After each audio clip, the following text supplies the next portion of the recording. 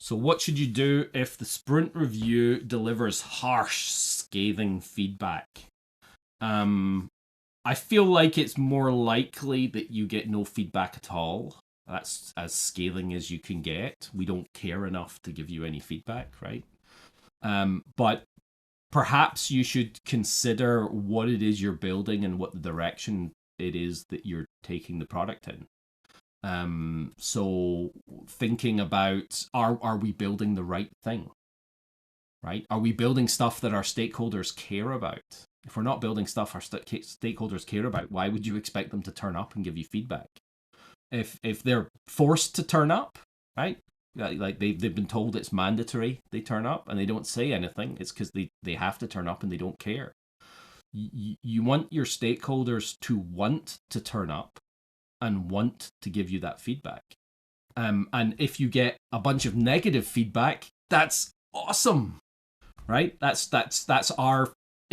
our indicator that we're going in the wrong direction, that we're maybe doing something wrong, or maybe it's we're doing something right. We were deliberately trying to ruffle feathers and generate some more ideation in the product.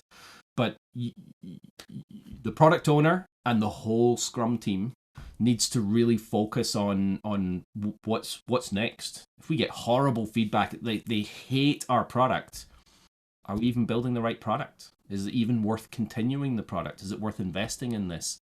Do we need to change tactical direction? Do we need to change strategic direction? Have we got the right product goal? These are all questions that you can ask during that sprint review.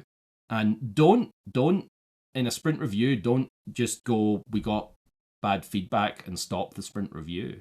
You need to dive into why you're getting negative feedback.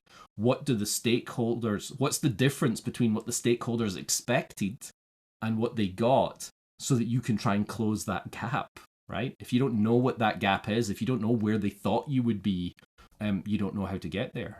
And it could be that we just cancel the product. That's a perfectly valid outcome from a sprint review, is we decide that, somebody had a great idea, somebody thought it was worth spending some money on. We tried to spend some money on it and we didn't have any good outcomes. So stop wasting money and go after the next idea. That's something different, right? That's entirely possible. So the kind of three outcomes from a sprint review are: stop doing what you're doing. That's one outcome. Pivot. We love that word, don't we? We pivot and change direction, right? We need to do something slightly different, or even a lot different. Or perhaps perseverance, right? We know we're on the right track. It's not yet resonating with the customer base, but we have a firm conviction and belief that this is the right way forward, and that we'll be able to get there. And that's your three choices at the end of the sprint review. Make them well. Thanks for watching the video. If you enjoyed it, please like, follow, and subscribe.